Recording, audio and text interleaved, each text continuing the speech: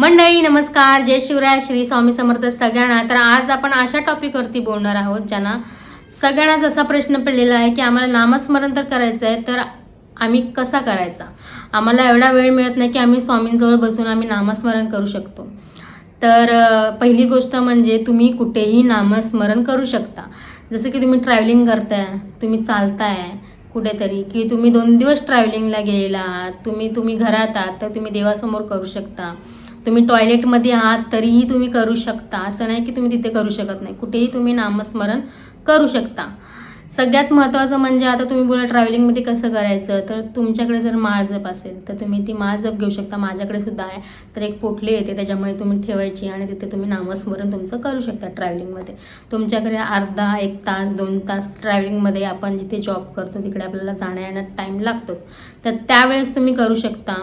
एक तर ती मशीन येते, तर तुम्ही मशीन घेऊ शकता, तिथे तुम्ही नामस्मरण करू शकता.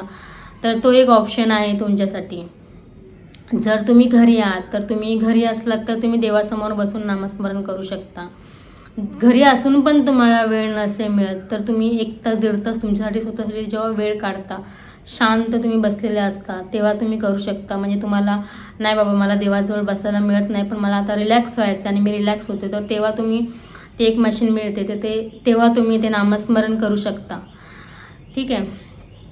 सेकंड गोष्ट म्हणजे की एका मला ताईचा मेसेज आला होता की मी नामस्मरण तर करते, पण जेव्हा मी नामस्मरण करत असते तेव्हा प्रचंड माझ्या डोक्यामध्ये प्रश्न चालू असतात, निगेटिव्ह असतात, पॉझिटिव्ह असतात. मग ते कसं घालवायचं आणि कसं करायचं.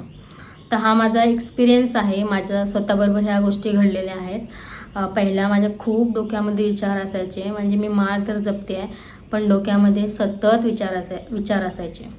तर एक गोष्ट कायम लक्षात ठेवा, जर आपण एखादा कुठलं तरी काम करतो आहे किंवा आपण कुठेतरी चालतो आहे, तर चालता चालता पण आपल्या डोक्यामध्ये खूप सारे विचार असतात, म्हणजे प्रचंड विचार असतात, वादळ चालू असतो विचारांचा. काम करत असताना पण असतो, पण आपण त्या गोष्टी थांबवतो का? नाही थांबवत. आपण ते चालू ठेवतो कंटिन्यू, की मला हे करायचं आहे, हे माझं पूर्ण व्हायचंच आहे.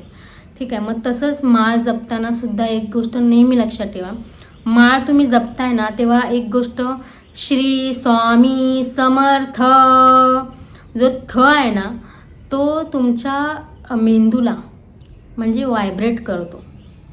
जेव्हा तुम्ही हा स्पष्ट भाषेमध्ये जेव्हा बोलता ना तेव्हा व्हायब्रेट करतो आणि थोडं मोठं बोला तुम्ही. आणि ही गोष्ट लगेच कमी होणार नाही, तुमचे 2 दिवस लागतील, 4 दिवस लागतील, 5-6 दिवस लागतील. पण तुम्हाला असं वाटतं की मला यार 21 माळा जप करायचे, मग मी एवढं हळूहळू कसं काय बोलणार.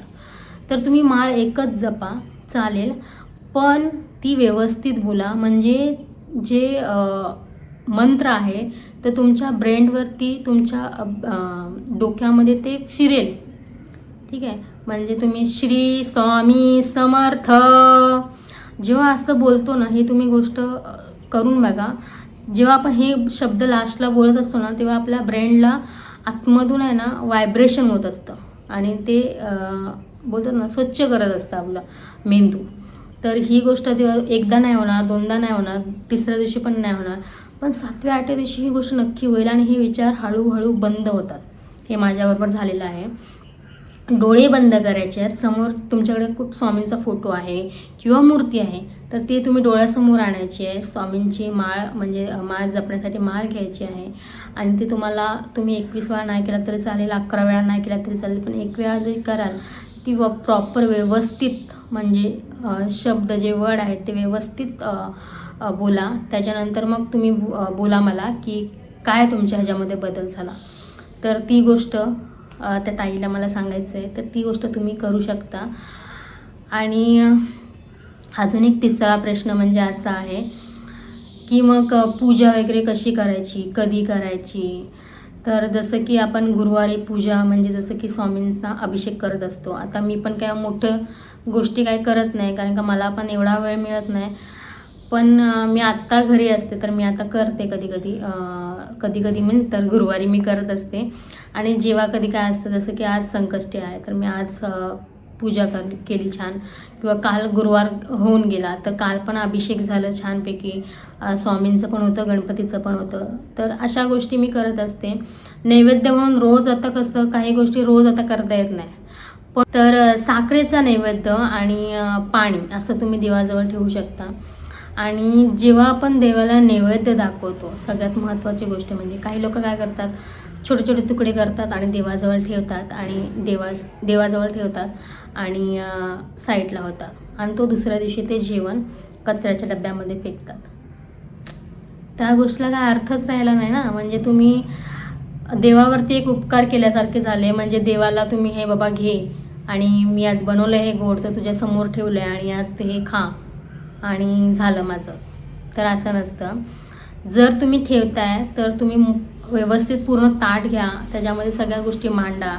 आता गावी कसं उजव्या डावी अशा बाजू भरपूर असतात, तर त्याप्रमाणे तुम्ही ते ताट मांडा, देवासमोर ठेवा, देवाला नैवेद्य दाखवा. त्यातला एक घास उचला, देवासमोर न्या आणि देवाला भरवा की बाबा मी हे आज बनवलं आहे, मला जसं जमतं तसं मी बनवलं आहे, तर हे तू मान्य कर आणि तू घे.